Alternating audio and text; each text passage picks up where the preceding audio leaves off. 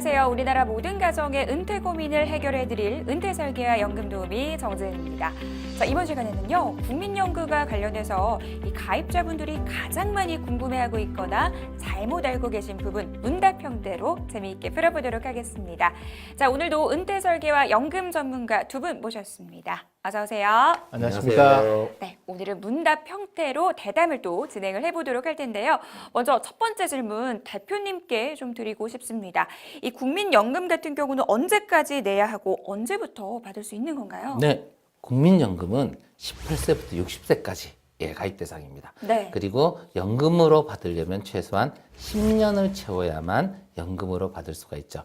그리고 기본적으로 만 60세가 되기까지는 꼭 넣으셔야 됩니다. 다만 중간에 소득이 없거나 그러면 못 넣을 수도 있겠죠. 그리고 기본적으로는 61세부터 연금을 수령하실 수가 있는데 출생 연도별로 수령 시기가 늦어지죠. 그래서 1969년 이후에 출생하시는 분은 65세부터 그보다 3년씩 앞당겨서 한 살씩 빨리 받을 수가 있습니다.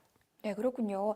나이에 따라 받는 시기가 조금씩 다르다는 것을 알 수가 있었는데요. 자, 그럼 두 번째 질문으로 넘어가 보겠습니다.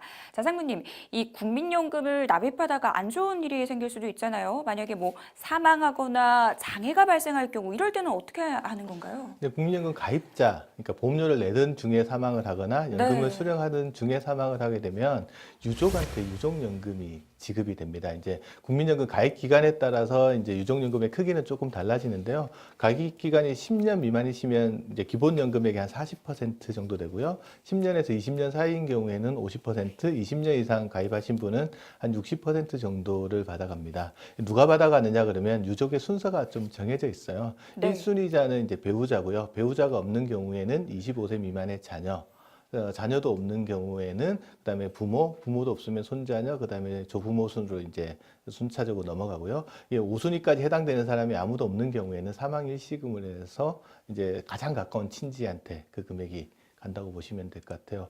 장애 같은 것도 물어보셨는데 이제 국민연금 가입 기간, 그러니까 보험료를 내는 기간 중에 가입자가 장애 상태에 당하게 되면 장애연금이라는 게 지급되는데요. 일반적으로 이제 장애 등급은 1등급부터 5등급까지가 있는데 1등급에 해당하시는 분이 가장 위중한 장애를 입으신 분이라서 그 부분 같은 경우는 기본연금액의 100% 정도가 지급되고요.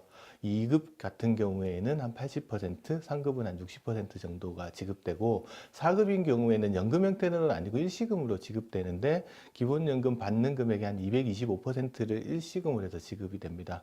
5급 같은 경우에는 아쉽게도 연금제도는 별도로 지원이 없게 되어 있습니다. 그렇군요.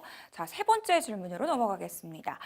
국민연금 가입자인데 국민연금을 사실 못 낼 상황이 발생할 수도 있잖아요.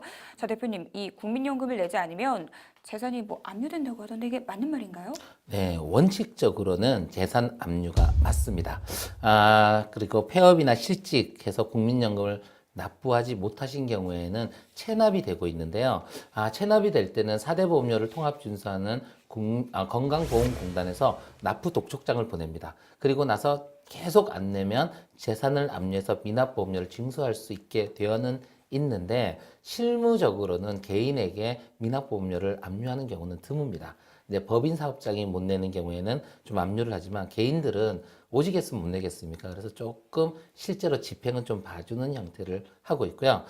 이렇게 돈이 없어서 소득이 상실돼서 보험료 납부가 어려워지면 그냥 체납하지 마시고 가까운 국민연금 지사에 가셔서 납부 예외를 신청을 하시면 돼요. 그렇게 납부 예외 신청을 하시면 압류가 아니고 그냥 납부가 중단될 뿐이기 때문에 전혀 걱정하지 않으시면 좋습니다. 다만 국민연금을 안 내면 노후에 받게 될 연금액이 줄어들게 되고요.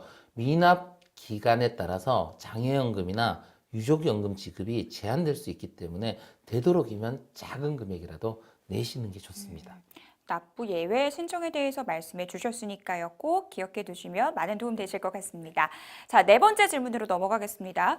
국가에서 국민연금 보험료 중 일부를 지원해 주는 경우도 있다고 들었습니다. 이게 어떤 경우에 지원을 받을 수 있는 건가요? 보통 자기 돈으로 내면은 아깝다는 생각 드는데 이제 네. 국가가 지원해 준다 그러면 관심을 되게 많이 갖거든요. 첫 번째는 이제 농업 농업인에 대한 이제 연금보험료 국고보조 제도가 있는데요. 이제 국민연금제도는 이제 전 국민한테 확대 실시된 게 이제 1995년부터예요. 그래서 농업에 종사하시는 분도 이제 연금보험료를 내야 되는데 이 경우에 일부를 국가에서 이제 좀 보조를 해주고 있습니다.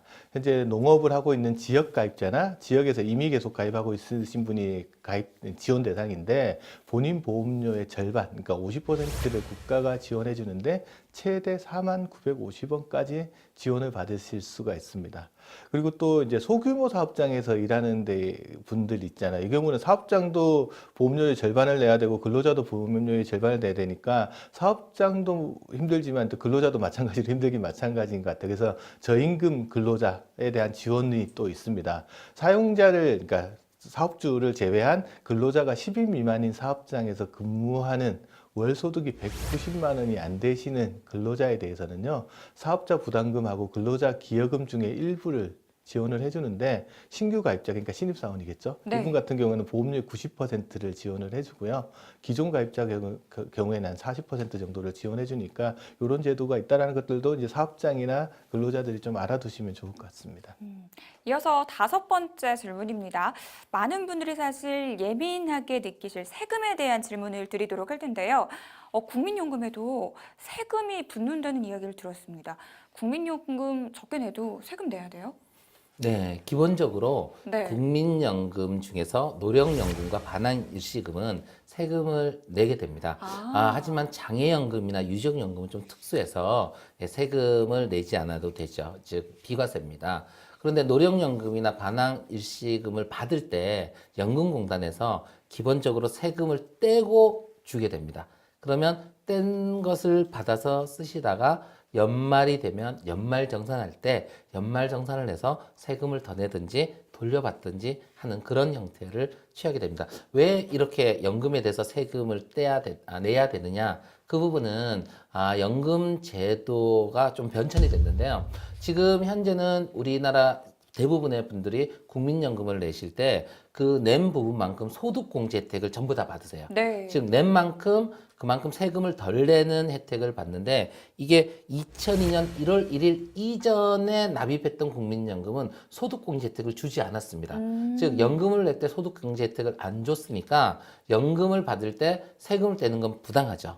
그래서 예를 들어서 2002년 1월 1일 이전에 10년의 보험료를 냈고 2002년 1월 1일 이후에 10년을 내서 20년 동안 연금을 냈다고 하면 앞에 낸 10년에 대해서는 연금 받을 때 세금을 떼지 않고 뒤에 소득공제 받은 연금 납입 금액에 대해서만 거기에 대해서 세금을 떼는 이런 이중 구조로 가고 있습니다.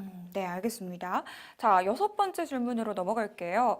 연금 수급권자가 사망하게 되면 이 유족연금을 유족에게 지급한다라고 들었습니다. 유족의 기준부터 우리가 좀 명확하게 세워봐야 될 것 같아요. 유족이라고 하면 이제 상속하고 되게 헷갈리시거든요. 네. 상속에서는 1순위 상속권자가 누구로 되어 있냐면 자녀하고 배우자로 되어 있습니다. 근데 국민연금법에서 유족이라고 하면 1순위자는 그냥 배우자입니다. 상속에서는 또 배우자라고 하더라도 법정 혼인관계만 인정이 되거든요. 근데 국민연금법에서는 배우자는 사실혼 관계까지 포함해서 좀 더 광범위하게 인정이 된다라고 보시면 되고요. 이순위자 같은 경우에 유족연금 이순위의 자녀로 되어 있거든요. 민법에 상속을 할 때는 자녀는 나이랑 상관없이 자녀는 다 순위자에 포함되잖아요. 네. 여기서 나이 제한이 있습니다. 자녀가 만 25세 미만인 경우에만 유족의 순서에 포함이 된다라고 보시면 되고요. 왜냐하면 자녀가 25세가 넘어가면 이제 순서에 해당이 안 되니까 그 다음 순서가 이제 부모로 넘어가는데 부모도 나이가 있습니다. 만 60세 이상이 돼야 초과를 해야 이제 유족연금에 해당자라고 보시게 되면 될 것 같아요. 그래서 고령인 부모님들이 해당된다라고 보시면 되고요. 부모도 없으시면 그 다음에 손자녀, 그 다음에 이제 조부모 순서대로 이제 유족이 정해진다고 보시면 될 것 같습니다. 알겠습니다. 자, 어느덧 마지막 질문입니다. 7번째 질문을 드리도록 할 텐데요. 자, 기초연금을 어르신들이 받고 계시잖아요. 근데 만약에 국민연금을 받는 경우에 기초연금 받을 수 있는 건가요? 네, 그 부분은 조금 복잡한데요. 네. 원래 기초연금은 65세 이상 어르신들 중에서 소득 인정액이라는 걸 계산해서 하위 70%에만 드리고 있습니다. 그래서 2017년 12월 현재 기준으로 본다면 단독 가구가 110만 원, 부부 가구가 190만 원이 기준 금액입니다. 자, 그런데 다른 연금이 있으면 이 기초연금액은 영향을 받습니다, 실제로. 그래서 이 부분들은 계산을 다시 해야 되는데요. 네. 이 부분이 좀 복잡합니다. 그래서 이제 자세한 상황들은 가까운 주민센터나 국민연금 콜센터로 전화해서 문의를 하시는 게 가장 좋습니다. 네, 알겠습니다. 지금까지 이 국민연금과 관련된 궁금증들 7문 7답 형태로 전해드렸는데요. 아직 해결되지 않은 궁금증이 있다면 국민연금 콜센터로 전화 주시면 된다는 거 잊지 마시기 바라겠습니다. 두 분은 여기서 보내드릴게요. 두 분 말씀 감사합니다. 감사합니다.